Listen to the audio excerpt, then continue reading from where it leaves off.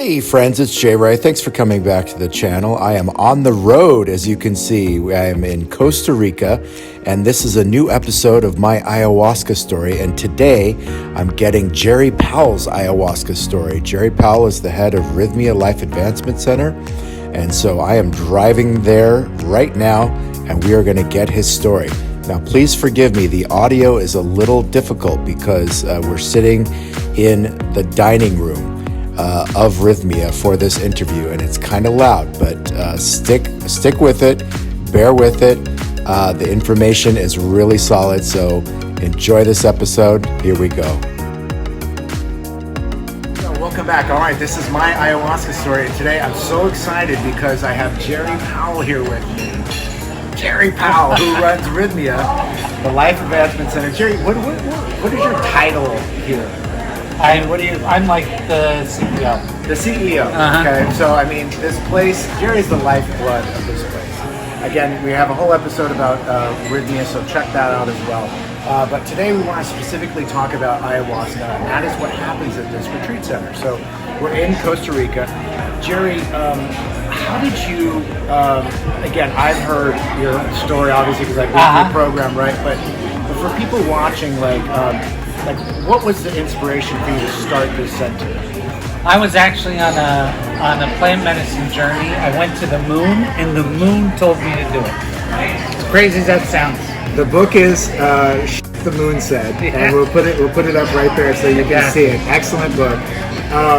So when people are here and people are in journey, obviously taking ayahuasca, you are still going in journey sometimes too, right? Yeah. How many times would you estimate you've done ayahuasca? 276, I think.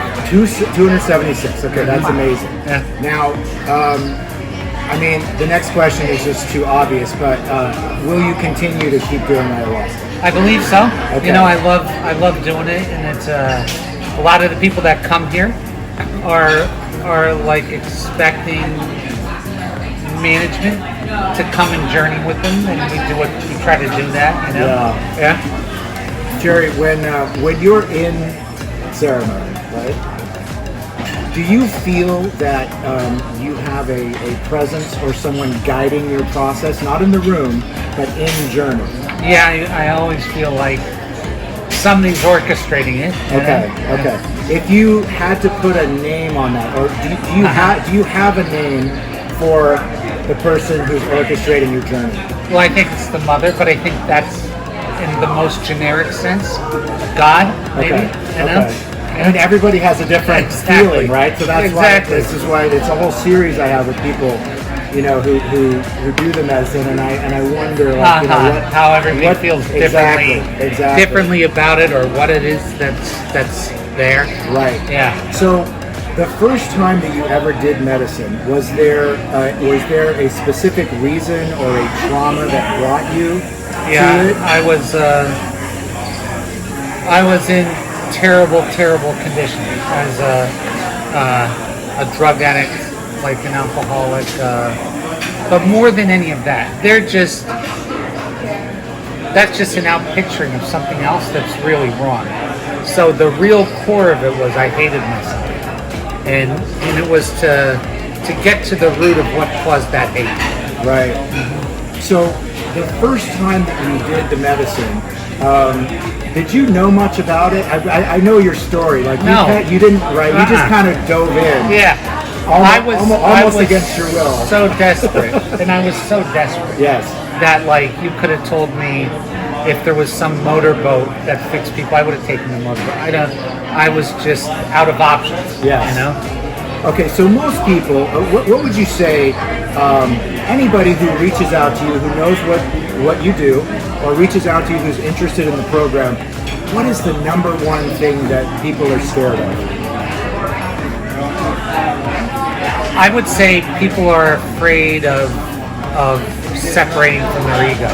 Now, they could say that it's throwing up, or they could say that it's diarrhea, or they could say that it's seeing scary things, but the real fact of it is people are afraid to separate from their ego, because the ego's kept them alive. Of course. So it's been a strange bedfellow, but a true friend. anybody that says that the ego is the out and out enemy doesn't understand how shit works. Right. Because the ego is a necessary part.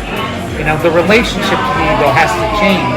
But thinking that the ego is the problem is the same thing as thinking drinking is the problem for the alcohol. It's just not even. It's not even on the thing. Right. You know? Yeah. What is one thing that you can say that taking the medicine has benefited you? I'm not as crazy. Not as crazy. I'm still crazy, but I'm not as crazy, you know? I'm not as crazy.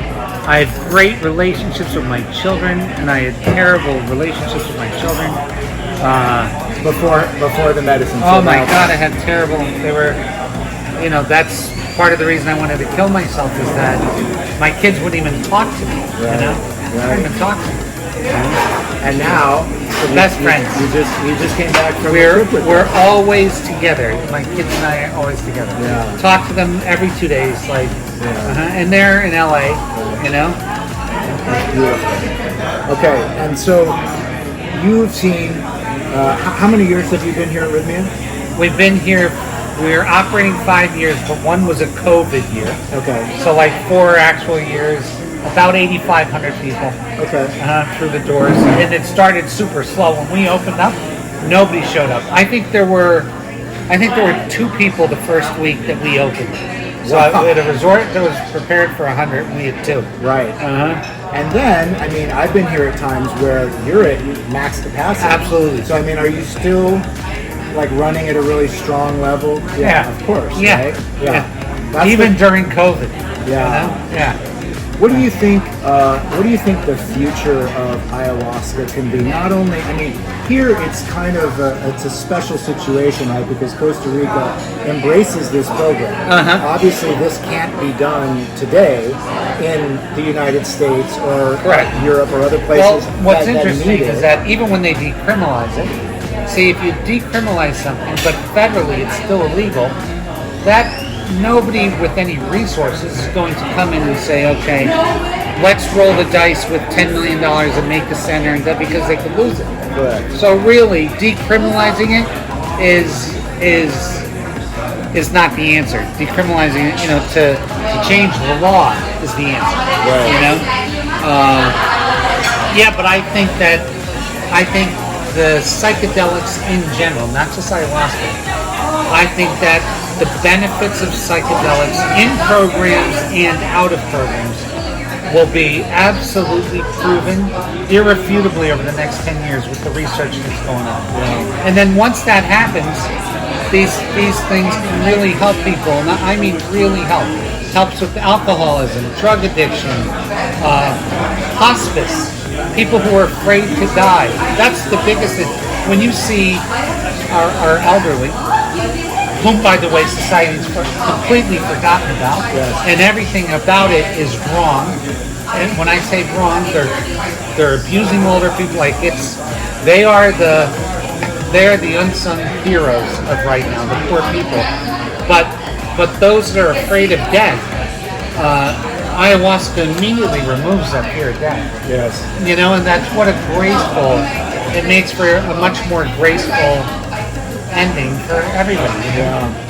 I mean, that's your program, and you know, the medicine in general has definitely inspired me to get more involved with it too, because I also feel that the more that people, you know, get involved with it, that they'll have happier lives. They do. That's at the end result. Like I don't care what the empirical data, how that changes. But if someone's quality of living goes up, they're happier, they're in better relationships, they are better relationship with their job, with their community, with their families. That's like where we can't go up from that. Right. You know, that's the whole deal. Everything. Yeah. For sure. Oh, Gerry, what is the next step for Rythmia? You have this property, which is here in Costa Rica, right? And it feels like you're pretty maximized with the land here. So And I know you never stop thinking, because every time I visit here, you've tweaked something and you've added a new feature, and it's such a beautiful place. Yeah.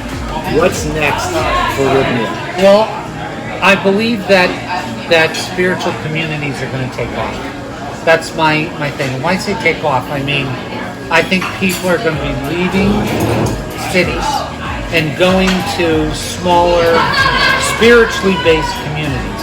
And Rythmia would be a great place to have that kind of community. Yes. Yeah, so that's the possibilities of the future. Right. I don't know if we're going to get there, but I really, really am looking at that in a big way. Well, that's the way I think about it too. Is like I'm not putting so much on it of like insisting that I'm going to get to a certain goalpost by the time my life ends. Yeah. But I at least want to help push the ball. And you are. Yeah. You know? So and I mean that's what's important to that's me. What's is cool to building me this. about you is that from the industry you're from, to see it from a different perspective and to really want to make a difference in community. Yeah. Look what it did. That's a gift, dude. You're a gift, you know? Well, you're a gift and you're right where you should be. Yeah. And you've been a part of that. I love that. Yeah. Brother, I thank you so much. It's so good to have you. Thank you for watching. It's My Ayahuasca Story with Gerry Powell. Again, we're going to put the links here for Rythmia and for the other episodes. Please, watch his story. It's unfucking believable. Love that. So what a change of life. Absolutely. Thanks for watching. It's J.Y. World on Instagram and YouTube. We'll see you next time. Thank you guys. Thanks. Awesome. So awesome. much. I really appreciate it. I love doing it. means I so love much. doing it. What a treat to get Gerry Powell on My Ayahuasca Story. Very exciting for me, and hopefully you got something great out of that. If you have any questions at all about plant medicine, about ayahuasca or Rythmia, hit me in DM or hit me in the comments. Be happy to answer whatever I can. Thank you so much for watching. I hope you consider subscribing.